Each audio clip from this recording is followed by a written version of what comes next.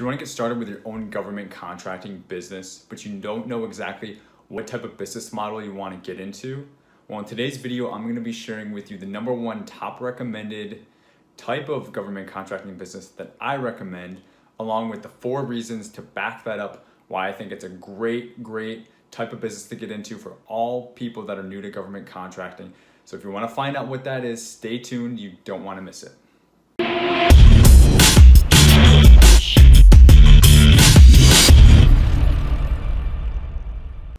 Hey guys, Derek James here with GovKid Method. Welcome back to my channel. If you're not familiar with me, I got started first in government contracting when I was 26 years old.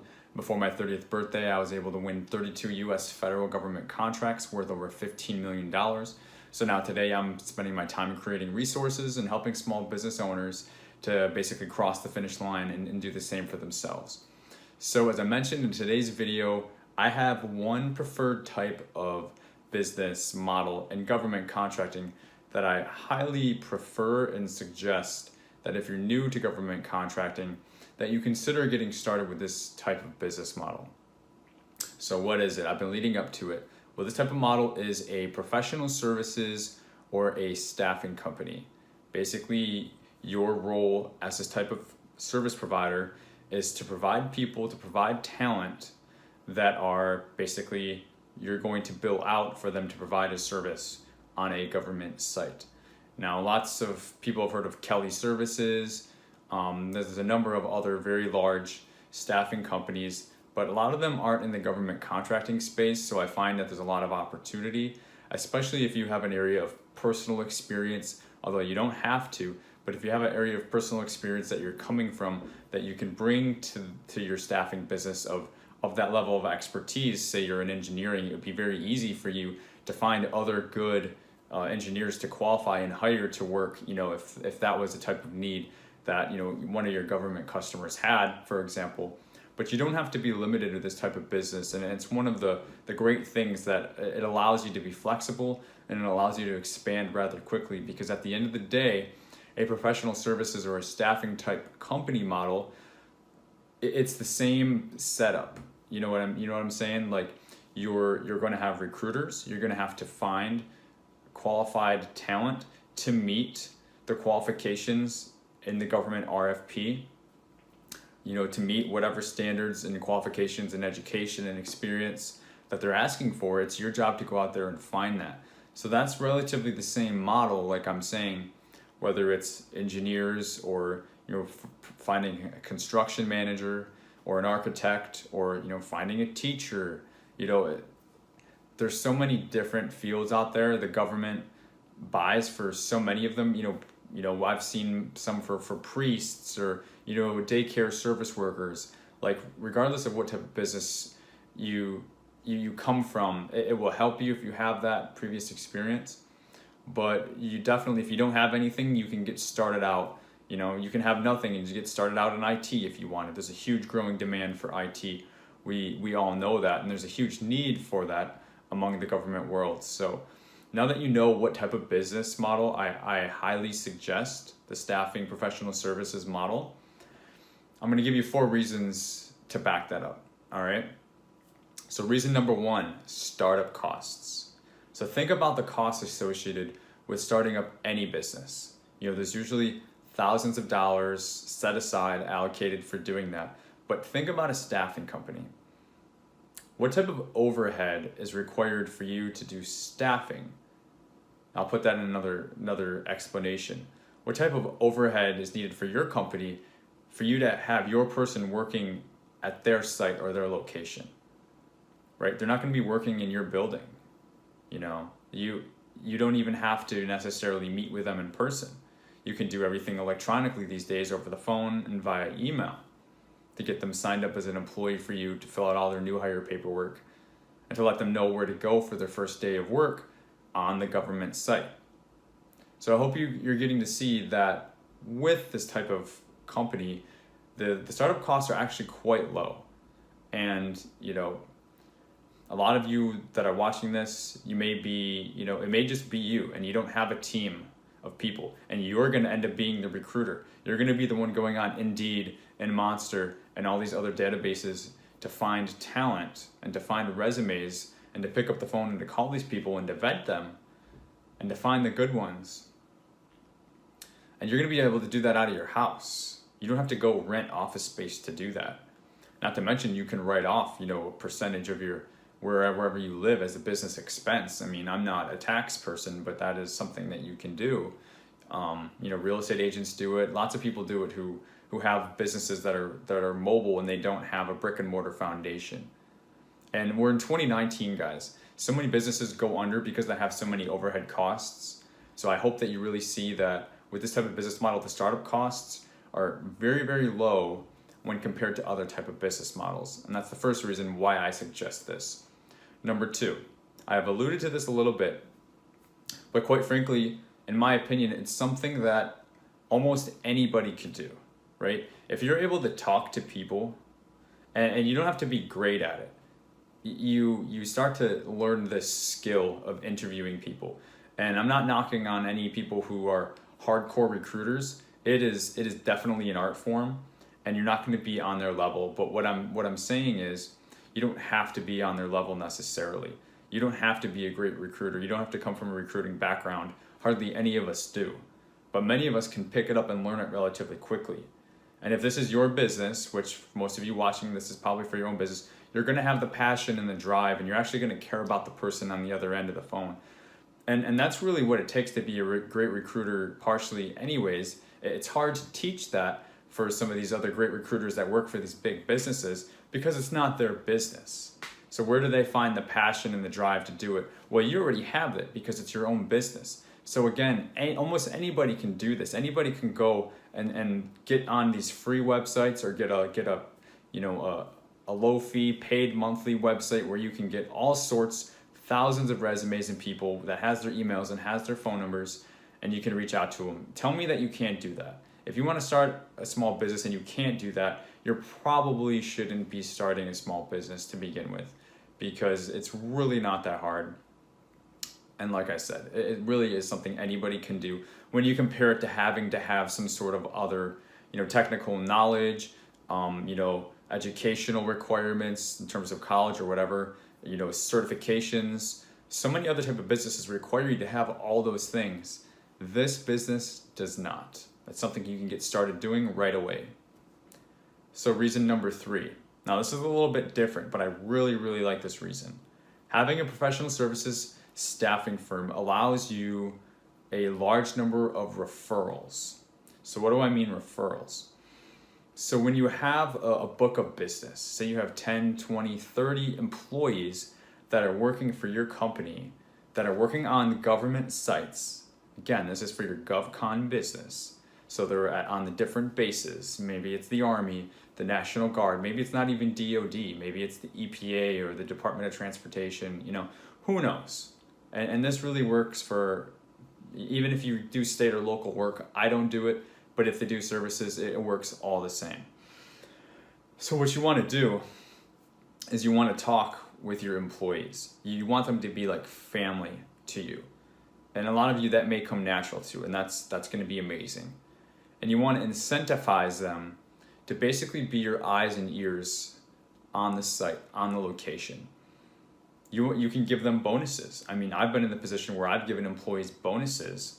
If they give you a lead into, because obviously they can't get you a contract, but they give you a lead into some information about another contract or a POC that, maybe they can even help you set up a meeting with that person because they work with that person on a daily basis, on a, non-direct level or something like that. And they make an introduction rather between you and that person.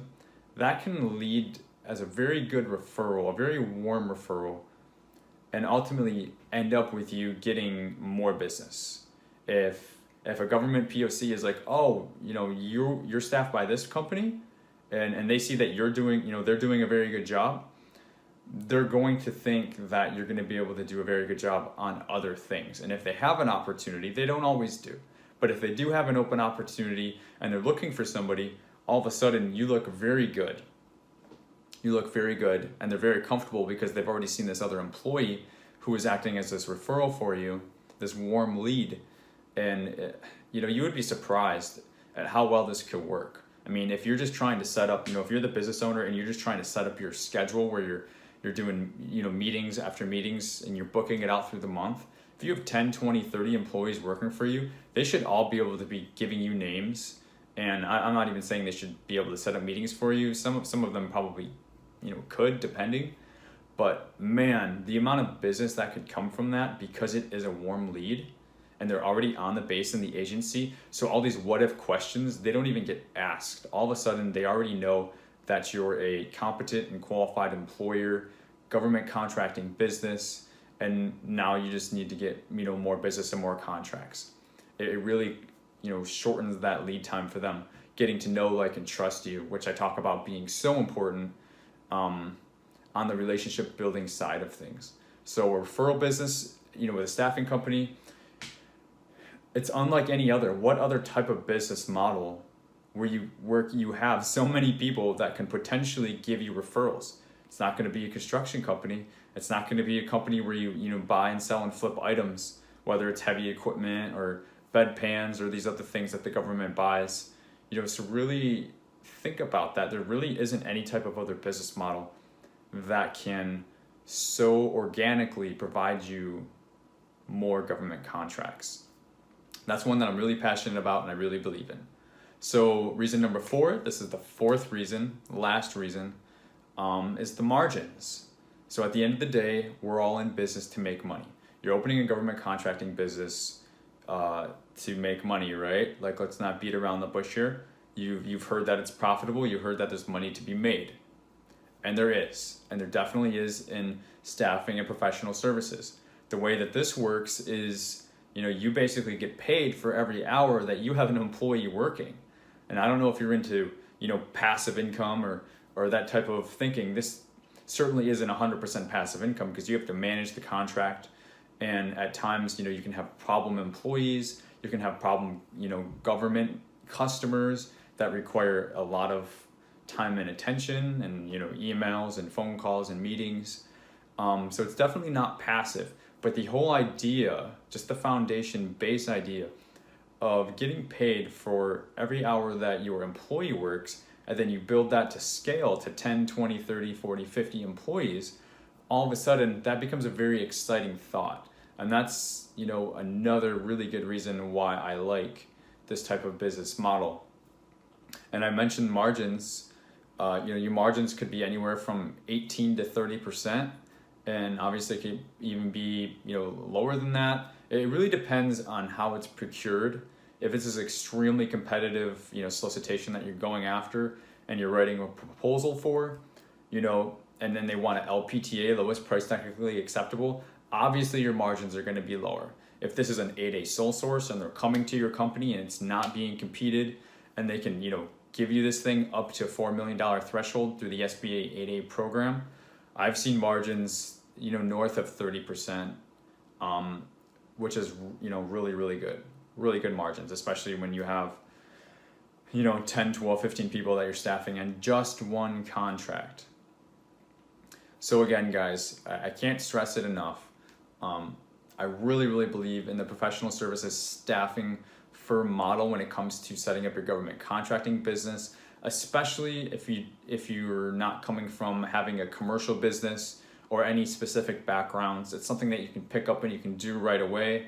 As I mentioned, with very low startup costs, it's a great, way to build a business, having the organic referrals of your own people, let alone, you still have to work it. You have to work it just as hard as any other business. It just gives you, an advantage, a way to leverage that other businesses can't. And, that allows you to scale for profits as well as having decent margins. So that's going to do it for this video. I hope this gave you guys something to think about, some food for thought to chew on. If you weren't familiar with this, or maybe you've heard of this, and sometimes staffing companies get a bad rap, and I don't even know exactly why. It's almost, people think of it as like a MLM, multi-level marketing company or something, like it's just something you don't say. And I don't fully understand it. The government will straight up say that they're looking for staffing requirements. Like, they have that need. So don't have that fear. They even have NAICS codes that our professional employer organization is a NAICS code where it's your job to staff people. Okay, that's what I'm talking about. There's nothing to shy away from or have to some people only like to call it professional services because they're afraid staffing is a bad word. It's actually not a bad word. And when you only say professional services, it's a little confusing because what the hell does that mean anyways? Professional services, it's just a way to hide behind something. And if you're too afraid to say what your business model is, do you think, prospective customers are going to have faith and confidence and know, and trust you when you're too afraid to even say what it is you do for a business? Oh, I do staffing. Be like, you think Kelly Services is afraid to say they do staffing? Hell no, they stand on top of the world and they shout it out and they pay millions of dollars in marketing to do that. So I don't want you to have any fear or any drawbacks from it because of that, because it's definitely not a thing in the U.S. government space, and it's definitely not a thing in the commercial space. So I don't know if that's affecting you or not. But that will be it for today's video, guys. Definitely check out my YouTube channel. It's new, but I'm growing it. I'm growing it aggressively. So please subscribe, like this video. And I do a number of live feeds as well when I go live on YouTube. So if you want to click the notification bell on, when I go live, you'll get that notification on your phone. So that way you can jump in live. And if you have any questions, you can ask me live. I have a lot of people that like to talk to me live and answer their questions, whether it's related to exactly the topic or not. I'm happy to help out. So I will see you guys on the next video, and thanks for watching.